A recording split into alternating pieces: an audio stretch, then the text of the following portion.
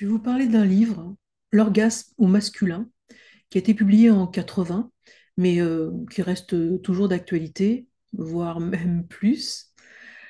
Et c'est un recueil de témoignages, essentiellement d'hommes nord-américains. L'auteur, Bruno Bouteau, est québécois. Et il cherche à travers ces témoignages, à explorer, à définir, à penser l'orgasme au masculin, à travers, d'une part, l'expérience de la masturbation, et d'autre part à travers des relations hétérosexuelles. Il y a quelques années, j'ai suivi un cursus universitaire en éducation à la sexualité et nous avons eu à commenter ce texte. Donc, je vais vous lire tout simplement mon commentaire.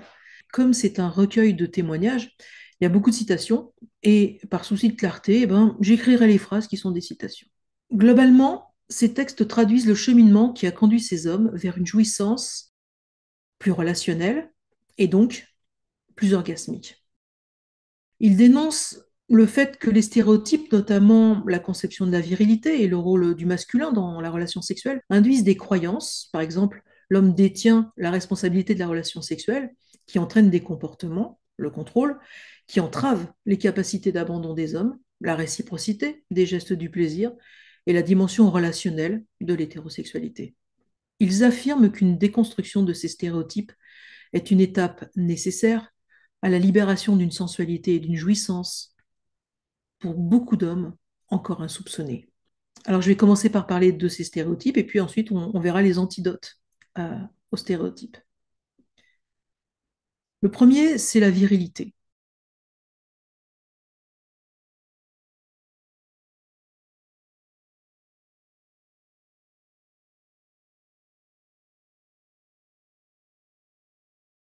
La virilité est pensée comme le pouvoir de bander, de baiser, de faire jouir.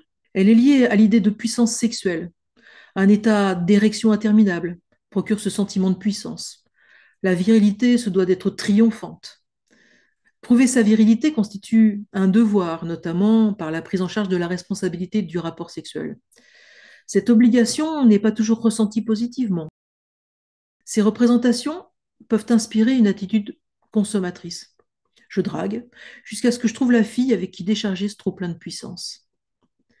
La virilité est un concept normatif qui définit les stéréotypes de genre, c'est-à-dire le sexe social, qui permettent d'asseoir la domination masculine, j'en réfère au terme de Pierre Bourdieu, ou la valence différentielle des sexes si on en réfère à Françoise Héritier. Elle prescrit un type de relation au féminin avant de concerner l'identité masculine. Le problème avec ce petit adjectif masculin, c'est qu'il ne servait qu'à me démarquer clairement du monde féminin, entre autres, et non pas à m'y retrouver moi dans ma masculinité. C'est pourquoi l'exploration de l'érotisme masculin nécessite le questionnement de la virilité comme identité de genre, l'abandon du culte de la performance et l'établissement d'une relation égalitaire. Un autre stéréotype passe à travers le langage et l'imaginaire. Les stéréotypes sont révélés par le vocabulaire employé par ces hommes pour parler des relations sexuelles avec les femmes. Le choix des mots est extrêmement important puisqu'il est révélateur de l'imaginaire amoureux et ou sexuel. L'imaginaire participe de l'excitation, alimente la jouissance et détermine la relation. D'après ces textes, on voit que l'homme se perçoit comme un chasseur, il se voit comme un étalon, un superman, un guerrier. Le sexe est le repos du guerrier. Son sexe est assimilé à une arme pointée vers l'autre, mais aussi un glaive. D'ailleurs, l'étymologie du mot vagin, c'est gaine, fourreau. Enfin, la relation est une joute sexuelle. On est là dans un vocabulaire de chasse et de guerre. Et cela confirme les observations de la linguiste Marina Jagello, qui avait montré dans Les mots et les femmes que les métaphores amoureuses et sexuelles sont des métaphores de guerre. Un canon, une bombe sexuelle, tirer un coup, draguer, une conquête amoureuse. Il me semble qu'une réflexion sur le vocabulaire peut nourrir l'éducation à la sexualité, car questionner le langage, c'est questionner aussi les représentations de la sexualité. La façon dont on dit les choses se confond avec la façon dont on se les représente et dont on les vit. Un autre stéréotype, c'est la responsabilité de la relation, de la jouissance, etc. La responsabilité du rapport sexuel est culturellement attribuée aux hommes. Les femmes, soumises à leur propre conditionnement, admettent cette répartition des rôles, souvent, hein, le plus souvent. Elles le confirment, voire l'induisent, notamment par, c'est ce qui est révélé à travers ces témoignages, hein, par l'attitude de compréhension, entre guillemets, qu'elles sont enclines à manifester face à un homme qui débande, alors que la perte du désir, c'est en réalité le résultat d'une interaction. La réciprocité des gestes et de l'attention, l'alternance de donner et recevoir du plaisir, n'est pas une évidence, puisque des hommes pensent qu'ils doivent amener leur partenaire au plaisir avant de s'autoriser, non pas à recevoir, mais à se procurer leur propre plaisir. Cela pose la question d'une utilisation masturbatoire de la relation. Tant qu'on a fait de la masturbation un succès d'année solitaire du rapport sexuel, on a réduit le rapport sexuel à une masturbation réciproque. Mes orgasmes biologiques issus d'un refoulement sont plus phallocratiques. Je me sens bien avec moi-même, je m'y fais l'amour. Mais maintenant, il n'est plus question pour moi de faire l'amour avec quelqu'un sans être le plus possible à ce qui se passe, au lieu, par exemple, d'utiliser son corps comme un masturbing kit. Les hommes se sentent obligés de ne pas débander, de ne pas éjaculer précocement. En conséquence, ils s'attribuent la réussite, se glorifient de l'excellence et se sentent coupables des échecs. L'attribution aux hommes de la responsabilité du rapport est une conséquence de la distribution des rôles, passifs pour les femmes, actifs pour les hommes, dans les rapports sexuels, qui est soutenue par une division sociétale, décrite par exemple par Pierre Guiraud dans Sémiologie de la sexualité, un bouquin absolument passionnant, ou par Claire Michard dans Le sexe en linguistique, passionnant également. Dans un rapport voulu et construit comme égalitaire, la responsabilité de la relation serait partagée. Et l'échange du plaisir ne se résumerait plus à donner activement, à recevoir passivement. Le plaisir dépendrait alors autant de la capacité d'une personne à donner du plaisir que de celle de son ou sa partenaire à le recevoir. Le plaisir reçu serait alors aussi le plaisir que l'on sait recevoir, que l'on sait accueillir, auquel on sait s'abandonner. On reçoit aussi en donnant et l'on donne aussi en recevant. Le plaisir ne serait plus la somme de deux plaisirs, mais un plaisir construit ensemble. Il dépendrait alors de la qualité de la relation. J'ai eu l'impression, en lisant les témoignages, qu'ils reflétaient de longs monologues introspectifs, un parcours réflexif à partir d'une expérience vécue de l'intérieur, et non pas comme une réflexion menée à partir d'un échange s'enrichissant de la multiplicité des partenaires. Je parle là d'un manque de dialogue avec les partenaires. Cela pourrait dénoter un manque de communication entre les hommes et les femmes dans les relations hétérosexuelles. Comment expliquer qu'il ait fallu une dizaine d'années à Bruno Bouteau pour comprendre ce qu'il appelle sa frigidité sensuelle? Est-ce que ses partenaires s'en sont à ce point désintéressés? Est-ce qu'elle le savait, mais n'osait ni en parler, ni tenter de la résoudre? Était-elle persuadée que la frigidité sensuelle est une donnée biologique caractérisant les hommes et que donc elles étaient impuissantes face à elle? Le partage de la responsabilité de la relation est une condition pour une pleine exploration des capacités orgasmiques de chacun, chacune. Un autre stéréotype, c'est le contrôle. Le contrôle est perçu comme une excellence à acquérir, et même comme un devoir. Dès lors, tous mes rapports sexuels allaient être soumis à la recherche du contrôle de l'instant de mon éjaculation. Les techniques de contrôle prises en charge par les hommes sont mécaniques. Contrôle par les muscles du bas-ventre, relâchement, contraction, ou mental, penser à autre chose. C'est un moyen efficace, disent-ils, mais qui censure le plaisir masculin et qui rompt l'esprit de partage. Dans une relation vécue comme un échange égalitaire, visant la construction d'un plaisir commun, deux évidences permettent de pallier que les rythmes du plaisir sont différents pour chaque partenaire. Tant qu'il me reste un doigt, je ne suis pas impuissant. Et un homme qui dit que sa femme est frigide est une mauvaise langue. Et ce d'autant que le contrôle est plus facile après la première éjaculation. En effet, la contrainte au contrôle découle de la réduction de la focalisation de la relation sexuelle au coït. Tant qu'une relation satisfaisante est pensée comme résultant d'un coït, se résumant à un coït de surcroît, source d'une jouissance simultanée, hein, qui est souvent recherchée, la sexualité hétérosexuelle se trouve étriquée.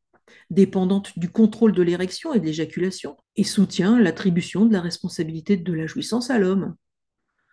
Si la jouissance procurée à la femme par d'autres stimulations n'est plus vue comme accessoire, comme préliminaire ou comme un plus, alors le plaisir féminin s'en trouve multiplié. Et par rebond, le plaisir masculin, puisque l'homme reçoit le plaisir qu'il procure. La déculpabilisation des hommes qui en résulterait améliorerait la qualité de la relation, de leur relation. Le contrôle ne serait plus impératif et pourrait prendre, si l'on y avait recours, une dimension relationnelle. Par exemple, en jouant sur les rythmes du mouvement. L'arrêt de tout mouvement est décrite par Bouteau comme une technique qui comporte une dimension relationnelle puisque elle demande une certaine complicité avec la partenaire. Mais elle pourrait être vécue comme participant d'un moment où d'autres aspects de la relation prennent pleinement leur sens. Partager l'émotion, les yeux dans le regard de l'autre. Partager l'excitation dans l'attention à la respiration de l'autre. Rendre l'étreinte plus vibrante, plus pleine, plus attentive, donc plus jouissive, parce que plus holistique. Le contrôle, s'il est souhaité par les deux partenaires, pourrait être coopératif, les femmes participant par le contrôle des muscles de leur vagin. Alors ces stéréotypes, eh ben, ils ont des conséquences. La première conséquence, c'est une sexualité étriquée.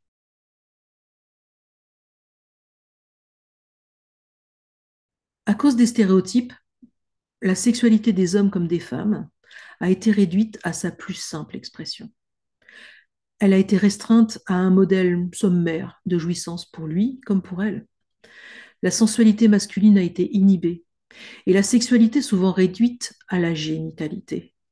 Il en résulte que l'efficacité de la sexualité masculine est un mythe créé de toutes pièces. Dans la réalité, l'orgasme masculin n'est que trop souvent feu de paille ou pétard mouillé. La notion de préliminaire opposée à l'acte sexuel a des conséquences désastreuses. Le but télescope le cheminement dans une anticipation qui rend impossible de vivre les sensations corporelles éprouvées dans le moment présent. L'échange sexuel se trouve réduit, particulièrement pour les hommes, à la génitalité. La sensualité devient accessoire, secondaire. La théorie des zones érogènes n'était qu'un jargon de sexologue et qu'une technique compensatoire à l'impuissance. La suppression de cette notion de préliminaire permettrait de faire l'expérience du fait que tout le corps est orgasmique, qu'un orgasme génital peut être déclenché par une stimulation de l'oreille ou du genou, et que tout le corps est interconnecté et qu'un des effets de l'aventure sensuelle et sexuelle, s'il faut distinguer les deux mots, est précisément d'animer cette mise en réseau sensorielle qui fait que des stimulations exercées sur un téton, masculin ou féminin, ou dans le cou par exemple, irradient aussi bien le sexe que d'autres parties du corps, ou qu'une caresse génitale se ressent dans tout le corps. La notion de préliminaire induit la focalisation sur le coït et fait que chaque geste n'est pas produit pour lui-même, en soi, n'est pas pleinement investi de ce qu'il procure, mais en prévision d'un autre geste, appelé acte, survalorisé. C'est en fait un grand gaspillage de gestes. Mais ici, réduire le gaspillage permet non pas l'économie et la récupération, mais la multiplication et la valorisation des richesses. Elle produit de l'intensité et de la qualité. C'est pourquoi toutes les définitions de l'orgasme qui posent la pénétration comme étant le seul plaisir normal sont une violence faite au corps. Une autre conséquence, eh bien, c'est tout simplement une insatisfaction. Les auteurs de ce livre dénoncent une insatisfaction. Cette insatisfaction est source, au final, de ressentiment. Avant, je courais à l'éjaculation comme un cheval fou, et mon plaisir, plus imaginaire que réel, était toujours conjugué avec un sentiment de domination. L'éjaculation indiquait la fin du plaisir, et plus souvent penaud qu'autrement, je rentrais chez moi, la bite sous le bras, amèrement déçu, en me disant que c'était sûrement parce que je n'avais pas trouvé la bonne partenaire.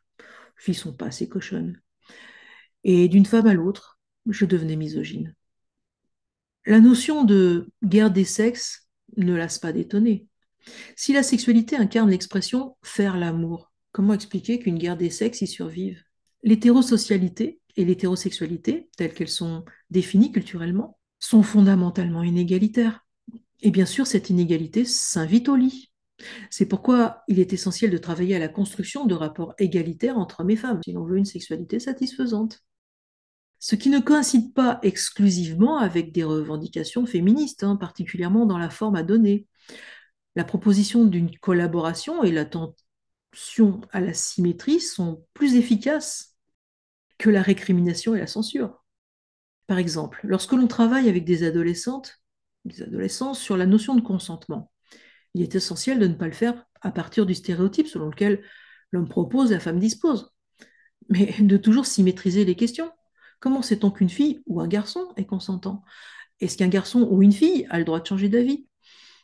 Est-ce qu'il ou elle peut avoir envie à un moment, initier un rapprochement, mais finalement ne pas se sentir à l'aise, admettre que cela ne se passe pas comme il l'avait ou elle l'avait imaginé, et qu'il ou elle n'en a plus envie, maintenant? Comment est-ce qu'il ou elle peut alors le signifier à l'autre sans le blesser? Montrer qu'exprimer son ressenti, dire ses peurs ou ses doutes, loin de séparer les personnes et de constituer un échec, peut construire la confiance en l'autre et présager d'une relation qui se construit et non qui s'arrête, etc. La confiance instaurée, la communication deviennent alors des gages de satisfaction. Pour ce qui est des antidotes, eh bien, on pourrait commencer par une redéfinition du désir et du plaisir. Lorsque le plaisir est conçu comme une interaction, comme un mode d'expression, comme une œuvre commune, alors la responsabilité de la relation est partagée. La réciprocité, la mutualité s'instaure. La compétence devient une valeur relative. On n'est plus dans la performance. La performance n'est pas relationnelle. Elle est un défi à soi-même ou une rivalité avec les autres hommes. Le débandage n'est plus interprété comme une impuissance, mais résultant d'une faille dans la construction d'un désir mutuel, puisque la perception du désir de l'autre stimule son propre désir. Chaque fois que j'avais fait l'amour sans problème, la pénétration s'était faite toute seule, comme si mon pénis bandé avait été avalé par un vagin ouvert et amplement lubrifié. Quand un homme se pense comme un chasseur, les femmes sont des proies pour lui. Elles ne sont pas des partenaires. Son désir est un désir de préhension, de possession, voire de domination. Dans la relation égalitaire, le désir est attraction mutuelle, ouverture à l'autre. Il est l'énergie de la rencontre. Plusieurs témoignages parlent de la différence entre le désir et la volonté. Vouloir jouir ou vouloir faire jouir ne supplée pas au désir. Quand le désir n'est pas là, mais qu'on a envie de plaisir ou de faire plaisir, on peut être tenté de se lancer dans une recherche volontariste du désir. Ça ne fonctionne pas. Dans ma tête, ça veut jouir. Dans mon corps, rien ne se produit. Plus je me concentre sur cette idée, et plus le corps s'évade. C'est une démarche qui est poursuivie dans de nombreux magazines, hein, qui se donnent pour mission de nous informer, entre guillemets, de ce qu'il faut faire pour susciter ou entretenir le désir. Recours aux dessous sexy, jeux de rôle, exploration de nouvelles pratiques, etc. Mais le désir ne peut pas être suscité artificiellement. Quand il circule entre deux personnes, il peut ou non prendre toutes ses formes ludiques et bien d'autres, mais aucune démarche volontariste ne pourra le provoquer. Un autre antidote, est bien tout simplement l'éveil de la sensualité. Comme l'anthropologue Nicole Claude Mathieu l'a montré dans L'anatomie politique, l'anatomie est prescriptive. Le corps est construit socialement. Les capacités sensorielles d'un corps peuvent être totalement inhibées par la culture. Notamment, le corps masculin a été réduit à sa génitalité. La quête du plaisir passe donc par la reconquête de sa sensualité. Tout compte fait, pour connaître l'orgasme, il a fallu que je conquière mes sens. La négation de la sensualité masculine repose sur une vision essentialiste de la division des sexes, qui serait un fait de nature. Mais cette croyance prescriptive ne résiste pas à la contradiction qu'apporte l'expérience. Ce qu'on établissait comme une différence de nature se révèle dans la pratique une question d'entraînement. Et l'homme peut découvrir qu'il avait en lui des possibilités d'irradiation orgasmique du corps tout entier, exactement comme les femmes, qui en ont un petit peu moins perdu le savoir que les hommes. Décentré de la seule génitalité, l'attention peut se porter sur tout le corps et les cinq sens prennent de l'importance. Alors le corps devient le lieu et le moyen de la rencontre. D'ailleurs, quelque chose en nous, les hommes, attend depuis longtemps ce voyage à visage découvert, le geste enfin voulu vers notre propre corps. On sait, même si l'on semble l'avoir oublié, que ce geste, cette chute en nous-mêmes, nous conduira directement au corps de l'autre. Un autre antidote, eh bien, c'est de donner une dimension relationnelle à la sexualité. La dimension relationnelle permet l'érotisation de l'intimité. Je peux maintenant aborder la relation sexuelle avec l'entière disponibilité d'être attentif à sa qualité la plus essentielle et la plus érogène, la relation. Elle est le cœur même du sens de la rencontre sexuelle. S'il est vrai, comme je le crois, que tous les événements qui ont lieu au cours du rapport sexuel ne sont ni de mon fait, ni de celui de ma partenaire, mais le résultat de notre interaction, cela enlève toute validité aux notions de pouvoir et de puissance sexuelle. Je ne suis plus le seul détenteur de la puissance de bander et du pouvoir de faire jouir, pas plus qu'elle n'est détentrice du pouvoir de me faire débander, ni de la puissance de m'accorder ses faveurs. Seule l'interaction a éventuellement un pouvoir dont nous sommes tous deux la source et dont nous ressentons tous deux les effets, on pourrait dire les bienfaits. Marie-Laure Gamet, dans Les violences sexuelles des mineurs, expose son programme thérapeutique dans le cadre de ses prises en charge sexologiques de jeunes délinquants sexuels, qui passe d'abord par les repères humains. Elle dit, la personne est dotée d'un corps, d'une tête, d'un cœur. Ces dimensions physiques, intellectuelles et émotionnelles engagent la personne sexuée dans un processus évolutif. Les cinq sens permettent de se découvrir, de se sentir bien et d'entrer en communication avec l'autre. Elle travaille ensuite sur les repères relationnels, les liens aux autres, affection, amitié, qui renforcent l'estime de soi, développe la capacité à aimer et à se considérer digne d'être aimé, puis la sexualité qui permet d'entrer en relation avec un ou une autre pour nouer un tête-à-tête, un cœur à cœur et un corps à corps. Elle présente alors la rencontre comme une aventure, avec ses découvertes, ses joies, ses risques, ses déceptions, mais aussi comme une responsabilité par rapport à soi et aux autres, et aussi par rapport à la loi. L'étape suivante concerne l'éducation du développement sexuel, programme d'éducation à la sexualité. Les thèmes du langage du corps, de la rencontre amoureuse, de la séduction, du désir amoureux, du désir sexuel, du couple et de la physiologie de la réponse sexuelle, etc., sont abordés. C'est alors qu'elle pourra aborder ensuite la question du trouble sexuel. Cette approche est particulièrement intéressante puisqu'elle s'applique à des jeunes mineurs, auteurs de violences sexuelles dans un but thérapeutique. Elle montre comment reconstruire chez les jeunes, souvent victimes de carences affectives, la dimension relationnelle de leur sexualité, ce qui peut participer, ce qui d'ailleurs participe à éviter la récidive des violences sexuelles. Un autre antidote, la déconstruction des stéréotypes de genre. Ce qui découle de ces témoignages, c'est que l'accès à une plénitude de jouissance pour les hommes, comme pour les femmes, passe par la déconstruction de la domination masculine et de tout ce qui la soutient, les rôles prescrits, les stéréotypes de genre. Ce n'est donc qu'après avoir détruit cet empire phallique que j'ai pu connaître l'orgasme.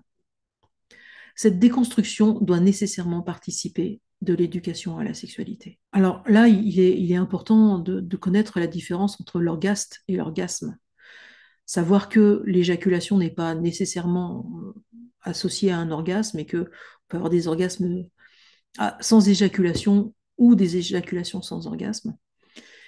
Et également donc la différence entre l'orgaste et l'orgasme étant purement, strictement mécanique, tandis que l'orgasme a une dimension émotionnelle et donc se traduit dans tout le corps, aussi dans le cœur et dans la tête, comme dirait Marie-Laure Gamet.